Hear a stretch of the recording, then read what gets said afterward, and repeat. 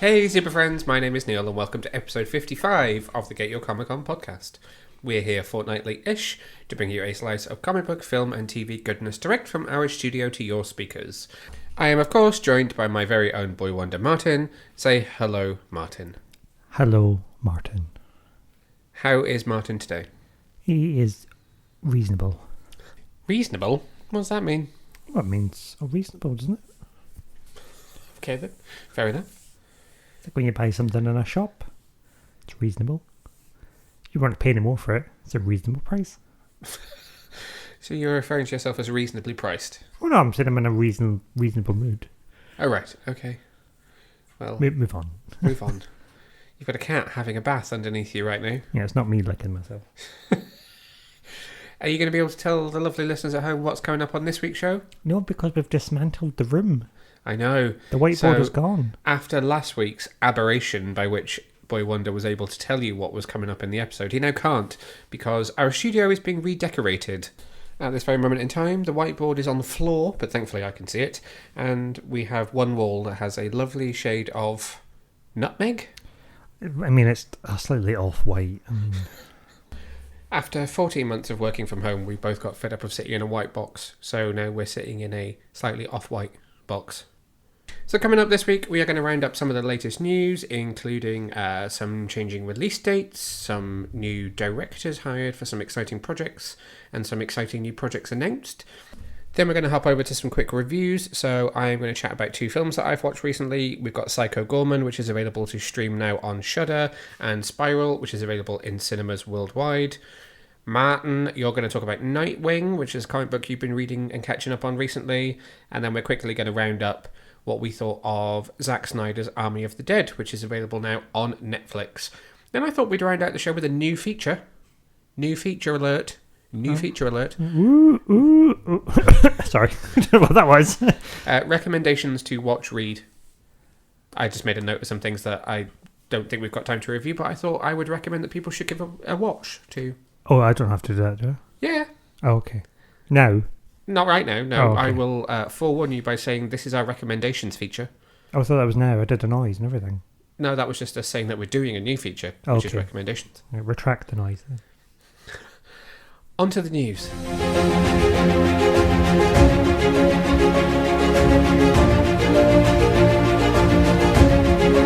Zack Snyder's Justice League is out now on Blu-ray, DVD and 4K in the UK.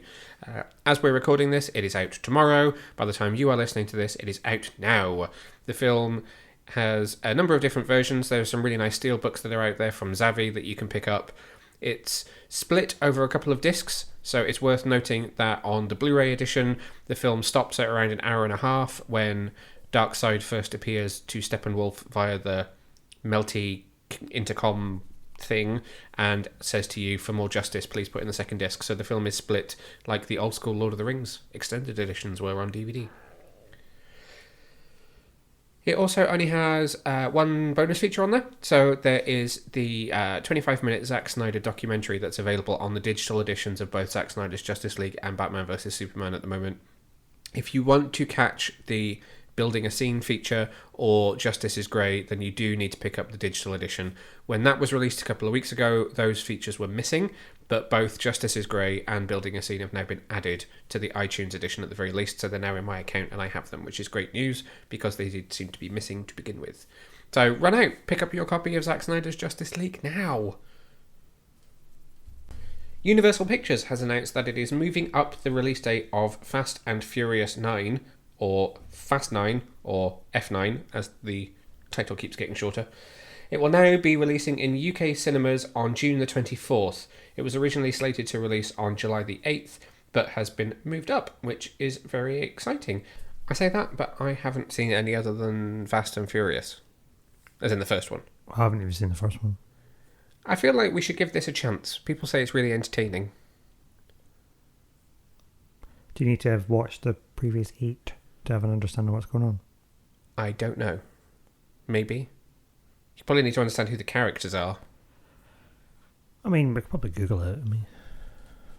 If you're listening to this and you are fully versed in the world of Fast and Furious and you'd like to help us catch up, send us your pitch on social media. If you can fit it into a tweet, exactly what we need to know about Fast and Furious to catch up, ready for F9, then let us know. It's something like they're all fast and they're very angry. Yeah. I don't have a prize or anything to give you, but maybe we'll dig out like some stickers and some badges for the person who comes up with the wittiest, shortest way of telling us what happens in the Fast and Furious franchise on Twitter at GetYourComicCon. The fastest and the furious. The most fast and furious answer. We'll see what we can dig up. Okay, some exciting Warner Brothers DC news. The BATGIRL movie, which has been in some state of development for a number of years now, originally written by, I know, don't boo, but Joss Whedon, who was been not involved with the project for a very long time, was working on it back around the time he was working on Justice League, but since Whedon stepped away from the project and it all went kind of quiet, we now know that a new version of the script has been written by Christina Hodson. If that name is familiar to you, she wrote Bumblebee. She also wrote Birds of Prey and the Fantabulous Emancipation of One Harley Quinn for DC, and has written the shooting script for Andy Muschietti's The Flash, which is currently in production. But the film has also picked up a pair of directors in Adil El Arbi and Bilal Falal, who have just both finished production on Marvel Studios and Disney Plus's Miss Marvel. No idea yet when Batgirl is going to go into production. No casting news or anything for this yet. We do know that it's going to go to HBO Max, and it's going to be one of these premiere the character in a kind of streaming entity, and then see if she can translate to the big screen later on as well. Thoughts on this, Boy Wonder? I'm ready for it. I'm happy for it. It'll be interesting to see what happens with it. Nice to see a new member of the Bat family getting some big screen treatment. We obviously also have Barbara Gordon coming to Titans this season as well, so some nice exposure for both the small screen and the big screen. All the screens. All the screens in live action form. Really looking forward to this. I hope they do something quite magical with it. It's being produced by Kristen Burr, who is one of the producers of Disney's Cruella, and there's a quote from her where she says, "With Batgirl, we hope to take the audience on a fun ride and see a different side of Gotham. Christina's script is crackling with spirit. Adil and Bilal have an excited and joyous energy which is infectious, making them the perfect filmmakers for this Bat project. And I'm psyched to be a part of the DC universe, which is super cool." Super cool. We'll keep you posted on that one. It's going to be a really exciting project to follow, I think, and I look forward to seeing everything that can come from this. Costume designs, what Gotham is it set in, is it tied to any other projects, is it a very standalone project? We have all of this exciting stuff to come. Last up this week is some very exciting news for Boy Wonder here, with the confirmation that Disney is moving ahead with a sequel to Hocus Pocus. Ooh. Aptly titled Hocus Pocus 2. How original. Yes. The news was confirmed on May the 20th in a press release which confirmed that Bette Midler, Sarah Jessica Parker and Kathy Najimy will reprise their roles as the delightfully wicked Sanderson sisters. So Hocus Pocus 2 is about to go into production later this year and will premiere on Disney Plus in 2022. I do realise it's Bette Midler, but it's just funny because for some reason Alexa always says Betty. Who was it that called her Betty once? I remember us being somewhere and someone said, "Oh, I love Bette Midler." I don't know. I don't remember being in a room having a conversation about Bette Midler. Well, how do you feel about Hocus Pocus going back for another round? I mean, I'm always ready for it. I think it might be a bit sad, though, because they're older now, aren't they? It's like when we watched the clip for the Friends reunion, I was like, oh, it's sad because they're all a bit older now. So there is a brief synopsis for Hocus Pocus 2, as well as a logo treatment. The brief synopsis says, in Hocus Pocus 2, 3 young women accidentally bring the Sanderson sisters back to modern-day Salem and must figure out how to stop the child-hungry witches from wreaking havoc on the world. With 3 young women this time? Yes. I wonder how to bring them back. Did they find the book? I don't know. It just says Hocus Pocus 2 will begin production this fall under the direction of Anne Fletcher, who worked on 27 Dresses and The Proposal, who is taking over directing responsibilities from her friend and colleague Adam Shankman, who directed Hairspray and The Wedding Planner, with Lynn Harris of The Shallows serving as producer. Shankman is currently in production on Disenchanted for the studio, which he is directing, but will remain on this project as an executive producer. I'm going to presume, but don't know off the top of my head, that Shankman directed the original. I couldn't tell you. I wonder if they'll bring back the kids from the old one as a sort of cameo as well, if they're still living in the area. Rumours of this one have been rumbling for a very, very long time. There's been a lot of Hocus Pocus rumours for a very long time. Yeah, but everybody said it was just a bunch of hocus pocus. Oh. Funny. But then, I mean, this film was not critically well received at the time, and it wasn't a particularly big hit at the box office, but look at the cultural phenomenon it is now. Oh, it's such a good film, though. Don't sing. Why? Why? Why? I just know how much you love that film. It's a good film. It's a Halloween tradition in this house to watch Hocus Pocus, is it not? It's Halloween law. You heard it here first. It's Halloween law. You must watch Hocus Pocus. Let us know what you think about this one, because it's quite divisive news, this one. There are a lot of people that feel like you shouldn't touch it because it is a cult classic, and others who are excited to see what more they can do. So let us know your opinion. You can find us on social media, Twitter @GetYourComicOn and @GetYourComicOn on Instagram as well. That's it for the news this week. Let us roll into some reviews.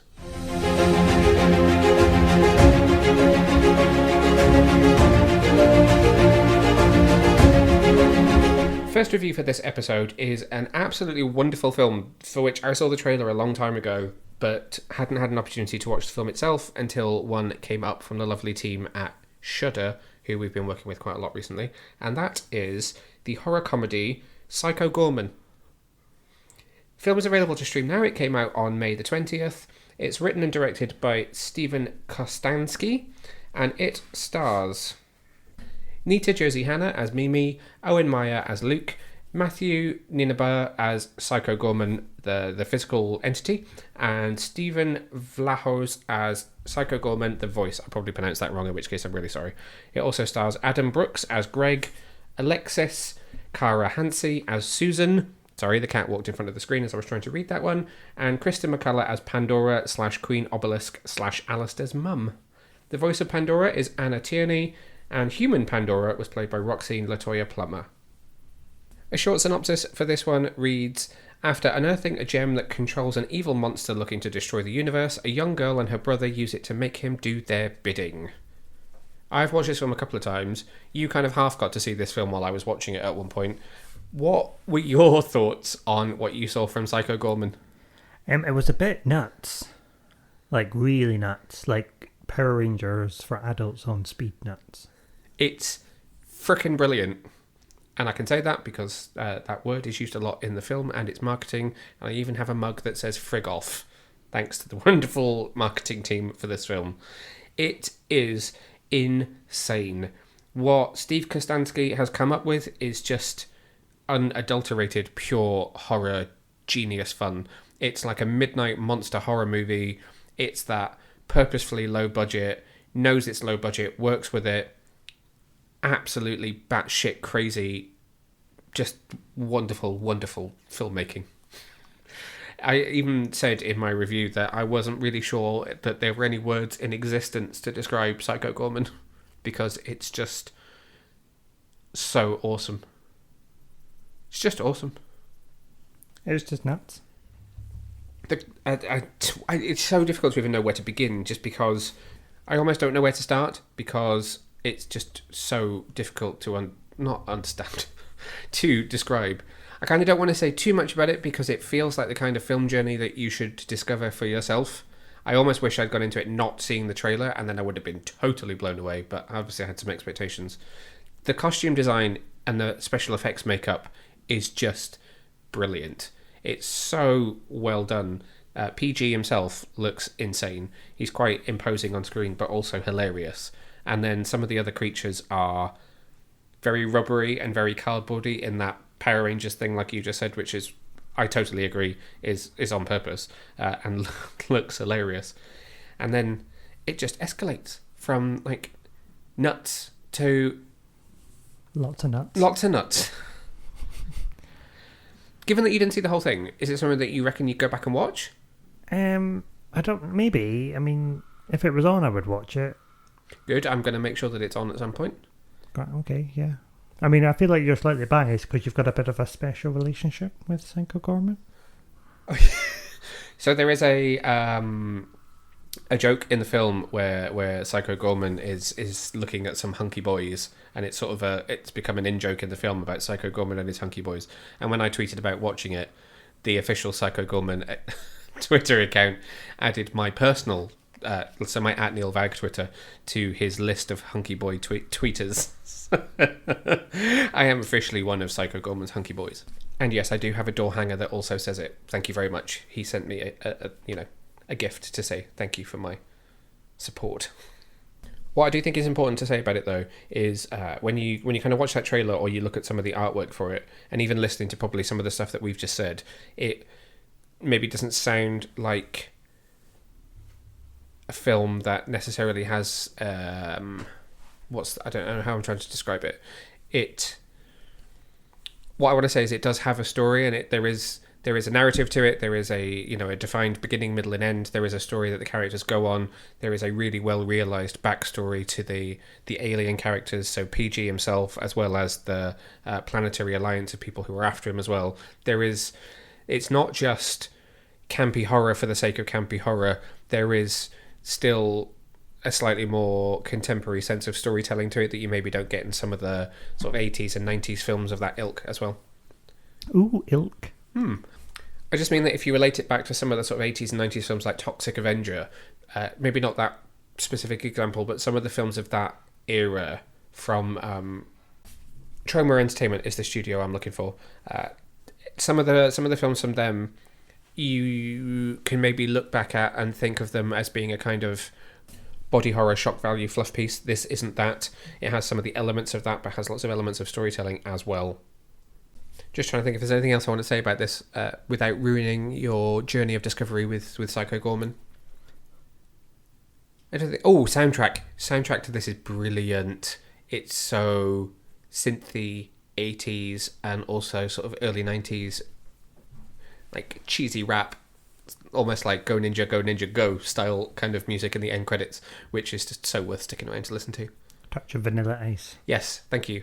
I was going to say iced tea, and I was thinking that's not right, is it? No, Yeah, it's Vanilla Ice. Yeah, I suppose it's a bit more serious rap, isn't it? It's also really well acted by all the cast, actually. It's worth pointing out that as much as I find Mimi really annoying, Nita Josie Hannah does a really, really good job, and Owen Myers, there's the brother-sister relationship between the two of them is really, really good. And I'd like to have a game of Crazy Ball. I'm going to leave it there, and Psycho Goreman is available to stream now on Shudder globally. I was going to talk about Spiral right now, but because you're so easily distracted by the cat, I'm going to throw it over to you to talk about Nightwing. So tell us a bit about Tom Taylor's Nightwing, which began back in issue 78. Do I need to synopsize this for the listeners at home before you take over? Oh, have you got me synopsi ready? So issue 78 is Nightwing is back, and his drive to keep Bludhaven safe has never been stronger. But his adopted city has elected a new mayor with the last name Zuko. When Nightwing enlists Batgirl's help in investigating the politician bearing the same name as the man who murdered his parents, she unearths details that will shock and fundamentally change the hero. The New York Times best-selling team of writer Tom Taylor of Deceased and Injustice and artist Bruno Redondo of Injustice and Suicide Squad are about to take Nightwing to the next stage of his evolution as a hero. Over to you, Boy Wonder.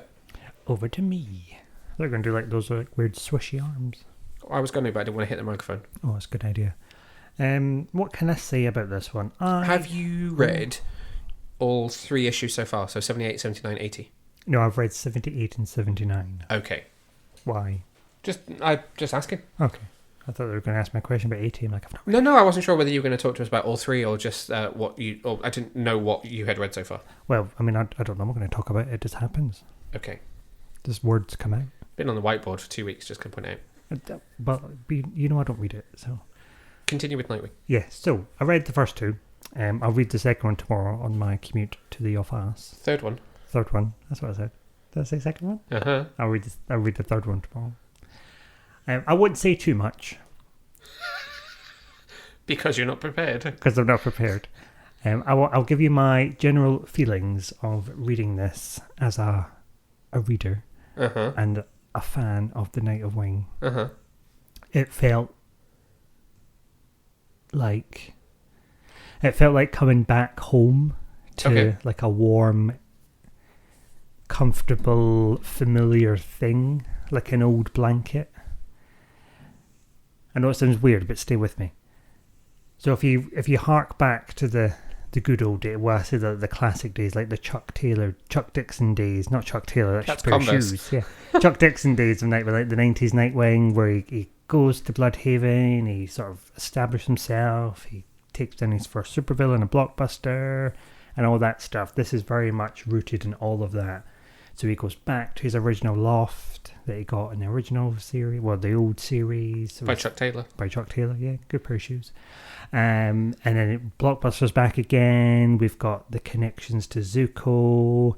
You've got a bit of Barbara in there. It's this very familiar of, the good times of Nightwing and Dick Grayson, really. Not saying that there's been bad times, but we've had interesting times. He's gone through it feels like they've not really known what to do with some of the last sort of... Yeah, I do think that the whole Rick Grayson thing, as much as it actually ended up paying off in quite an interesting way, and I did enjoy, I think that arc slightly lulled in the middle and then picked up again at the end. It's nice to come out the rear end of that and have this new version that feels much more like a classic Nightwing. So I have read 78 and 79. I haven't read 80 either. Yeah, because I don't know what it is about his character. It's almost like they've just not quite got it right in a way. Yeah, he hasn't felt like Dick for a while. Sorry. Don't giggle just because I said Dick. Yeah, so I agree. It feels like we're coming back to the true essence of who he is as a character. The true essence of Dick. The true essence of Dick. It feels like the true essence of Dick, and how we're going to see that grow and progress in the future. You want to tell us about how you see Dick grow? Well, he's on a journey, isn't he? Yes. We saw some nice links back to Alfred and that special relationship. That was really actually, I have to say, in the first couple of issues, I did feel the relationship with Alfred was a real strong presence in this version of the story. It was, yeah. So I'm really excited for this run, and I hope it's got good things to come. I love the fact that he's teamed up Barbara for this arc as well, because I love having Barbara and Dick together. I would agree. They've got a very nice chemistry, but it's interesting to see how that's going to play off, because we're seeing little hints of that in Titans Academy. Okay, I'm kind of forgetting that he's in that as well at the moment. So does that happen kind of concurrently time-wise? What's happening there? So it pretty much does. So in the, I was going to say episode 2, but it isn't really episodes, is it book 2 or issue 2? Mm-hmm. So he's rekindled his relationship with Starfire. Right. And at the end of that, he says he has to go back to Bludhaven for a bit. But he can do both, he says. He can manage both roles. Okay. Oh, God. So he's got Babs in Nightwing and he's got Corey in Titans Academy. Yeah, so I think the line he said was, I can manage both. And then there's a little cuts to Starfire saying, yes, I worry that you can. In reference to Babs. I now, don't shoot me down here, listeners, or you, but I am team Babs and Dick rather than Corey and Dick. Oh, and why is that, do you think? Because let's unpick that. How does it make you feel? I guess because I'm not a Titans reader and wasn't a Titans fan until the Teen Titans cartoon. So that was around the time of the Batman. So I'm already at uni by this point. So I'm probably a little bit older. All of my teenage growing up comic book reading was Barbara and Dick, really. That was they're just my OG couple. And to be fair, it might surprise some of the listeners at home to know this, but Batman being my favourite character... Is it? I am also very fond of Nightwing, and Batgirl is one of my favourite Bat family members as well, so... Whereas, again, Titans is something that I've come to later in life, so... Whilst I respect the relationship that Dick has with Corey, I will always be Team Babs. Team Babs. Interesting. That's an interesting little discussion point, if you want to tweet Team Babs or Team Corey. Yes. It would be interesting to know what side people land on. Maybe be a bit more specific when you say Team Babs. I don't mean you could drum up like a Barbara Windsor type thing. Well, it would be like Team Dick Babs or Team Dick Corey. Oh, that's... Oh. Look, Titans is coming back in August, which means we'll be talking a lot about Dick. And so we have to get used to not giggling about it. I didn't giggle. It was your face. Whenever I say it, you've got that face of say, he just said Dick. Right, back to the comic book. It's like whenever I say Lake Titicaca. Right, please can we talk about the comic book? I'm trying here, but you're just being so childish. Well, we're talking comic book. Yeah, so it's good. I would read it. I mean... You are reading it. That's why you're talking about it. But if I was the listeners, I would be like, I'm going to read that. What about the Zuko story? How is that unfolding for you? So Blockbuster's at the heart of that. So he kills off the mayor because it's Blockbuster City. It's always been Blockbuster City, and the deputy mayor is Zuko's daughter. Well, I think it's his daughter. It's a female Zuko, so we assume it's her daughter. So she's taken over the big role as the new mayor. So again, it's nice to kind of hark back to those very classic, very mob rule. There's a Maroni in there. It's hitting all those storylines that I enjoyed the most, the gangsters, the organised crime type things. So a real good villain to put him up against. I would agree with you. From my slightly less evolved understanding of the character and his history than yours, it feels like a very suitable Nightwing story, and I am satisfied with what I have read so far. Very good, yeah. Almost kind of brings it back to like Long Halloween, where you've got the Maronis, you've got the Zucos. Yeah, true. Yeah, it does have a bit of that about it, doesn't it? You had him at the heart of it, but as a Robin, not as Nightwing. So, what about the artwork? I love the covers. The covers of this run are absolutely outstanding, which is, so it's also, the main covers are also by Bruno Redondo. Yeah, I would frame them, actually. They're lovely. They are. The first issue with the cityscape being in blue, making up the chest plate Nightwing logo, is just absolutely stunning. It's a delight to my eye. Certainly is. So then the second issue was him reaching out across the skyline in a kind of acrobatic move with quite a pink saccharine background, and he's reaching out, and Barbara's hand is reaching towards him in her Batgirl costume. Oh, interesting, yeah. The cover for issue 80, which came out this week, is quite an interesting one because it's him over what looks like a kind of chalk outline of a dead body with a hole where the heart should be, and then he appears to have some kind of very, very circular cutout heart, which obviously ties into one of the villains in this arc as well. It does. It's very 80s / sort of Spiral-esque with that sort of neon, circly. But we don't want to go back to an Agent 37 type. Spiral leading us into the film that I'm about to talk about as well. Oh, being look at also that. Called Spiral. Seamless, like I planned it. Anything else that you want to say about Nightwing's current run? No, I mean, I think really enjoying it. So pick it up if you don't already pick it up. Where can they pick it up? They can pick it up wherever they buy comics, wherever they're sold, all those good places. Isn't it? You can buy it now where all good comics are sold. Well, I went for a different angle. Didn't quite have the same panache. I now actually say you can pick this up in print and on digital now where all good comics are sold. Oh, well, do that then. Thank you very much for your thoughts on Nightwing. We'll have to pick that up later in the arc and see how it's going, I think. So the Saw franchise is back in cinemas with its 9th film, Spiral, available in cinemas globally now. It brings a slightly new twist to the franchise as it takes on more of a psychological crime thriller angle, but brings back director Darren Lynn Bousman, writers Josh Stolberg and Peter Goldfinger, and stars Chris Rock, Max Minghella, Samuel L. Jackson, Marisol Nichols, Dan Petrovich, and Richard Zapiri.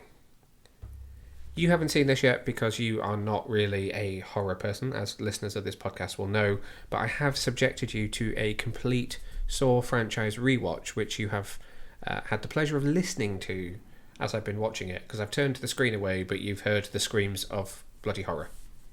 Yeah, it's not been an enjoyable experience because you do watch them incredibly early in the day, like 8 o'clock when I'm just about to sit at the desk to do a bit of work. 8 o'clock in the morning is just perfect torture porn time. It's not though, is it? I'm just trying to ease into the day, and I just hear these like cries for help and people getting flayed and fed bits of things, and oh no, too early. It's been interesting rewatching the franchise because if you go back to the first Saw film, which is now something like 17 years ago, that film does have quite a pronounced storyline which lasts through what I would call the first kind of trilogy, the Saw 1, Saw 2, Saw 3, and then I feel like from the third one onwards it does get that, I hate to use the term because I know they're kind of fed up and trying to cast off the shackles of it, but it does get that torture porn kind of rep from Saw 4 onwards, and then picks up the storyline again towards the end, and then you get Jigsaw, which is kind of a prequel sequel, which was the last film before this.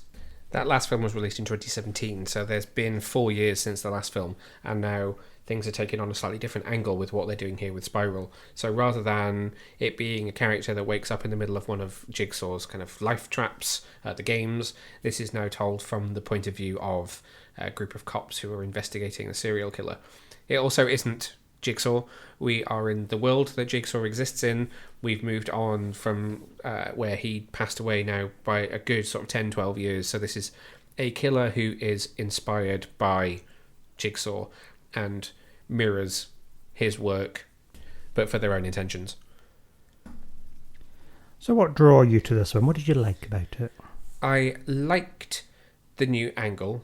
It was very cool to do something very different. It felt very inspired by films like Seven, in a way. Seven really sprung to mind quite a few times whilst I was watching this. I also liked how they approached making the film differently.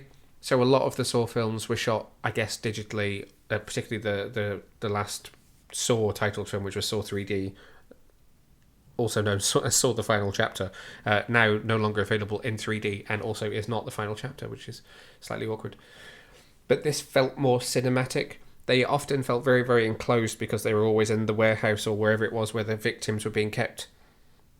And whilst there is that kind of scope and that horror to it, this film feels more kind of classic cinema, which again echoes the kind of Zodiac Killer or Seven sort of feel to it.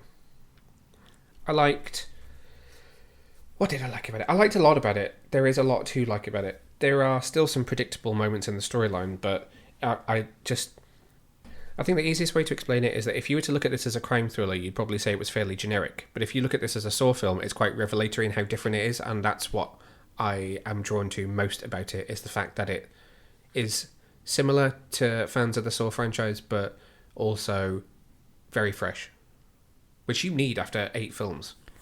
I mean, it's hard to keep something like that fresh, but... Yeah, definitely. Other than, fresh body parts. Oh. Yeah, which actually there is probably slightly less of here.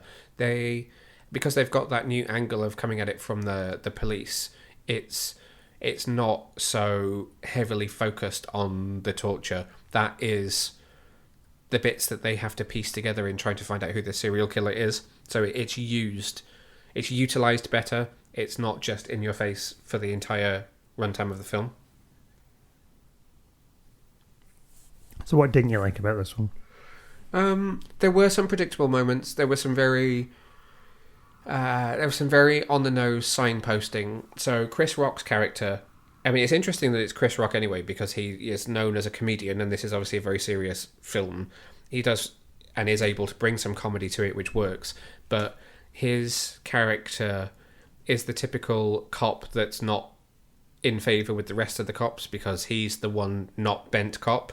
And so very early in the film, there is a lot of the backstory as to why he's fallen out of favour with the rest of his precinct is told in flashbacks. But he very early on has an argument with the captain of his unit, Angie, played by Marisol Nichols, and it's very much like it just signposts and tells you everything. Like, you leave their conversation knowing no one likes him, he doesn't think that he can trust anybody in his unit, and that he doesn't play by the rules and therefore is not in favour with the captain, who thinks he's a good officer but also thinks that he just doesn't do what she needs him to do. So it's a little bit obvious in terms like that, and also there is a kind of a fake out in terms of who the serial killer is, and it points you very directly at someone if you don't think about it too much while you're watching it, you're going to go, well, it's obvious, it's this person, and then at the end you're like, oh, it's this person. Like double switcheroony. Yeah, which I can appreciate that they didn't want to hand it to you on a plate as to who it was, but I just think they spent a little bit too much time making it obvious who they wanted you to think it was, which made it obvious that it probably wasn't going to be that person, if that makes sense. I think so, yeah.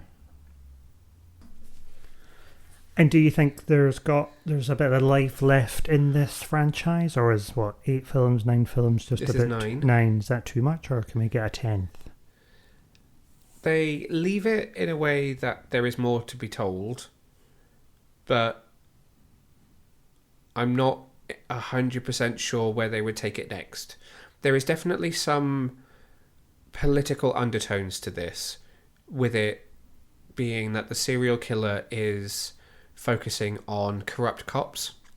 So although it doesn't kind of play the race card, which is obviously very fresh in people's minds in America, it does play with the kind of American perception of law enforcement and how they are not necessarily seen as the shining white knights that they should be. And that politics is definitely playing into it. And I'm not quite sure how you spin that out next. But then you could probably have said that back at around Saw 2 or 3, and look how they're doing. So who knows? But there's definitely a little bit more life in it. And this angle definitely, I think, will allow them to do something interesting and fresh for a little while longer. Okay. So would you recommend this as a... I absolutely would recommend this. I do think that if you are a fan of crime thrillers, then there is a lot to enjoy. If you're a fan of Saw films, then there is a new approach to be appreciated. Although I wonder what kind of the die-hard fans of, again, the term I don't wish to keep banging on about, but torture porn, will feel about it. If you really dug that grindhouse gore of the original franchise, I'm not sure that this will hold your interest quite as much. But on a different level of enjoyment, there is a lot to get out of this film. And do you have to have seen the previous 8 films? No, you don't. There are no characters that carry over. There is only a vague idea and inspiration from Jigsaw that carries over. So any functioning knowledge of who he was will help. And not even intimate working knowledge of him and the fact that he had cancer and that he died, yada, yada, yada. Just knowing that there was a killer called Jigsaw and what he did to people is enough. Okay, grand. So as I said at the top of this segment, Spiral is available in cinemas globally now. Last film for this episode, we're going to talk about Zack Snyder's Army of the Dead, which is currently available to stream on Netflix.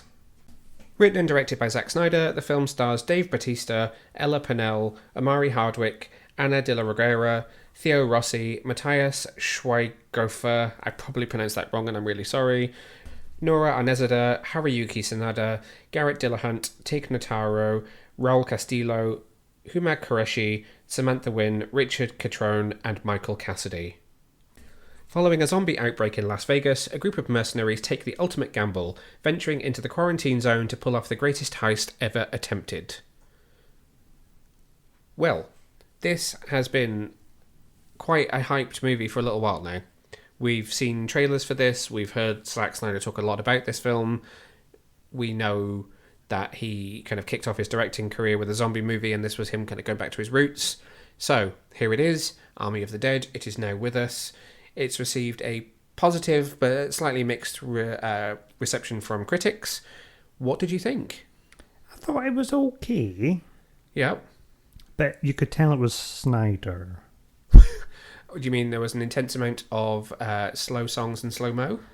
Yes, and it didn't really... I don't think it needed to be 2.5 hours long. So it's 2 hours and 28 minutes long, which I do think is quite long for a zombie film, and it did feel quite long. There were a couple of subplots which I felt they could have lost to streamline the runtime of the film.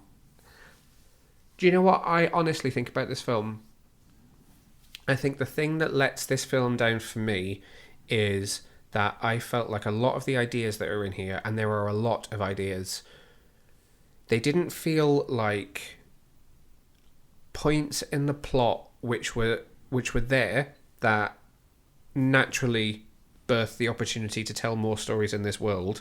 I felt like this film was made knowing there would be other films and other avenues of exploration in this world, and that therefore there are a lot of plot points written into this planned for offshoots. Does that make sense? It's like a world builder. Yeah. I don't feel wholly satisfied by this story, because I feel like this story was telling me this is what happens when you go to Las Vegas, but you're going to see this, which is going to be in this anime, and this, which will be in this prequel, and this, which will be in this comic book. And it didn't feel like... I guess because they announced so much of this stuff before this film came out, it's made me feel like this film is the setup for other stuff, not, oh wow, this film is really good, and actually it gives us the opportunity to tell more stories. That makes sense. But having said that, I do think a lot of the ideas that he had here are incredibly original. So hats off to him for that. I was really intrigued by the zombie hierarchy. So the idea of the alphas I thought was really interesting. But then there were other things that I was a bit like, whoa, okay. So the fact that the virus came from Area 51 and that there's some alien experimentation, that there is an alien zombie baby, the fact that there might be a time loop, and then the idea... was it robot zombies? That's the other thing.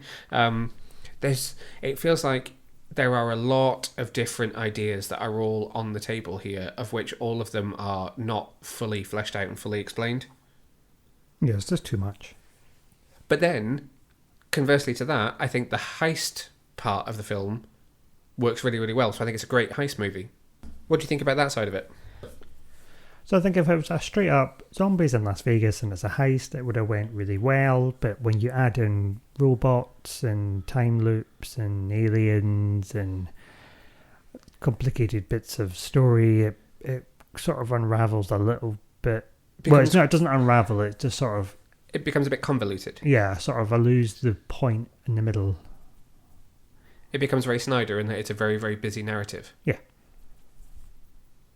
I know exactly what you mean. I completely agree with you on that front. Some bits to me did feel quite contrived. So the Gita, the friend that happened to go to the city the night before, and then doesn't happen to be killed by Zeus, the alpha zombie, meaning that Dave Bautista's character's daughter, Kate, needing to run off to save her, keeping them in Las Vegas just a little bit longer when they only have moments left before the place is about to be nuked. Some of that feels a little bit contrived to me, and I had issue with that. I also think the film has a really weird concept of time. I don't know if you noticed, but they get the warning on TV that 24 hours has been knocked off the countdown for Las Vegas being nuked, and at that point they have an hour to go. And then roughly 6 to 7 minutes later, after they have an hour to go, Dave Bautista says they've only got 20 minutes left until the place is dust. And then around 20 minutes after that, he says they've got roughly 9 minutes left. And so the film lost all concept of time, and it just... I think the gap between there's an hour to there's 20 minutes is supposed to be the time it took for them to be able to open the safe to get in. But it's not very well shown on screen that there's been a lapse in time. And then it feels like it runs almost real time for a little while after that, because they break into the vault, they get attacked, they then break out of the casino hotel and get onto the helicopter.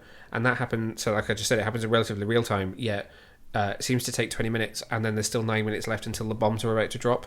So I do, that kind of thing is slightly lazy to me and pulled me out of the film a little bit.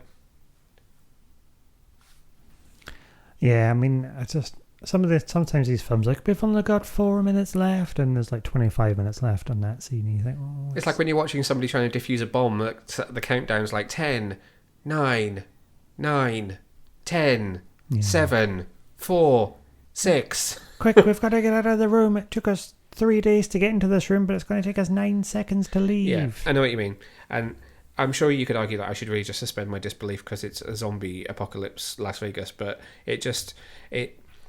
a lot of the ideas that are being laid here in terms of groundwork, I feel like are really obviously pointed at just a little bit too long, and because they highlight some of those details, it means that when something doesn't quite make sense, it drags me out. Yeah. So the time loop, for instance, that's a really clever idea, potentially, that there's some kind of weird time loop going on, and it's the kind of thing that you could... It's the water cooler thing. It's the, I watched this film, did you think that this could happen? And then you talk about it with people and you theorize about it. But the reason that plot point came up was it came up at the exact moment that the camera focused on a dead body in that corridor that was wearing a necklace that was a key. And then Ana de la Reguera's character, Maria, is then focused on in the next shot, and she's wearing the same key necklace. So we're saying, could that be her body if she happened to die in this corridor, which she then does? And it's just like, instead of you hinting potentially at something that I can then go and theorize about, you just focused on it a little bit too much and lingered the camera on the details that mean that I've now perceived that, and that is a potential idea in this film. And it's like a really subtle nuance between an Easter egg or something that you can pick up on, and something that the film is using its visual language to tell you that it wants you to think about. And I feel like this film told me what it wanted me to think about, rather than me perceiving things that I then think about later. Yes, that was a lot. Was that a really long... Did I do that thing? You did that thing. Sorry. I completely phased out. I'm like, he's off. I'm gone. My point was that if you watch J.J. Abrams' first Star Trek film, that Romulan ship had Borg technology. Visually, it's there. It's never mentioned. It's not talked about. You can theorise that that's how that Romulan ship travelled back in time. In this film, they want you to think, is it a time loop? A man talks about a time loop, and then you see two different versions of what could be the same character wearing something which is very iconic on screen, which is exactly the same. So it tells you that that's what it wants you to think. It doesn't allow you to think it for yourself. Yeah, it just felt really unnecessary. But that being said, I really enjoyed it at the same time. I thought the zombie makeup was really, really good. I thought there were some interesting attempts at comedy that didn't quite land, but did lighten the mood slightly. But overall, it was a solid film. It was just a little bit overlong with a little bit too much in it. Yeah, I would agree. I liked it. It was good. Would I watch it again? Probably not. No, I wouldn't. I'd probably go back to it. I would watch the prequel, that when it comes out. I will probably watch the anime series to see what it fleshes out. But I don't feel like this is a film that I need to go back to. No. It was alright. Yeah. So it's a solid Saturday afternoon film. Yeah. It is if you've not seen this and you're interested, go give it a watch. You'll enjoy it. But probably not much to take away from it other than that. Yeah. Anything else that you'd like to say on this one? No, I think you've said everything. I've said enough and put us into a time loop. So Army of the Dead is available to stream now on Netflix. That's it for this week. Apart from our new feature. So you can do your little new feature noise again like you did at the beginning, where we have a few recommendations for you for things to watch and read. So I have a couple of films to recommend. Both of them are Shudder, actually. One is Fried Barry, which is an absolutely insane acid trip through the seedy underbelly of Cape Town via the titular Barry, played by Gary Green, who is abducted by aliens at the start of the film, and when he is dropped back down to Earth, his body has been invaded by an alien who has never experienced human life before, and you follow him around Cape Town as he experiences quite a lot of sex, drugs and rock and roll for the first time. Interesting. I am also recommending another Shudder film called The Reckoning. This is not quite as successful as Fried Barry for me. It is a kind of feminist tale set in the 1600s around witch trials. So it's the time of the plague. Main character loses her husband and refuses the advances of one of the local villagers. And when she refuses that, he accuses her of being a witch, and she is then tortured. She ultimately is able to escape and survive her captors, and it's kind of a feminist story, but I don't feel like it quite lands. But having said that, I don't know any women who have watched it, and I am really interested to know what any female viewers think of this film and whether they feel it's as empowering as I think it's supposed to be. So both Fried Barry and The Reckoning are available to stream on Shudder now. I am also recommending a read, which is Boom Studios' wonderful little hardback edition of issues 1 to 5 of Wind by James Tynion IV. It is a wonderful little story that we've talked about on here before, and I've reviewed issues on the website. It is available in hardback now. You can also pick up issue 6 of the series, which is continuing with a brand new arc. Very good. Recommendations from you, Boy Wonder. Things to watch and read.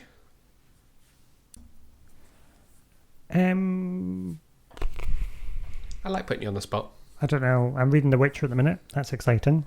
You've never read any of the Witcher books before? No, so I would recommend reading them. They're quite interesting. What other comics are you reading at the moment? That's about it, really. I mean, I've already told you about Nightwing. You reading Justice League? But Justice League, yeah. How are you finding the Justice League Dark at the back? I like that. I'm hoping it's going to get its own standalone issue, not be a couple backup of story. Pages at the back of another book. That's what I would recommend. Any TV watching that you can recommend at the moment? No, I'm not really watching anything at the minute. Dear, that's a bit sad. No. Any films that you've watched recently that you're excited about that people might not have seen? No. dear. Well, that just leaves us to wish you good health and good speed, and we'll catch up with you in a couple of weeks. We've got some press screenings coming up, so this week we are going to see... In fact, by the time this podcast comes out, we will have been to see Demon Hunter the movie. I will have seen The Conjuring, The Devil Made Me Do It, and also A Quiet Place 2. So we will have those to talk about in the very, very near future. So until next time, bye!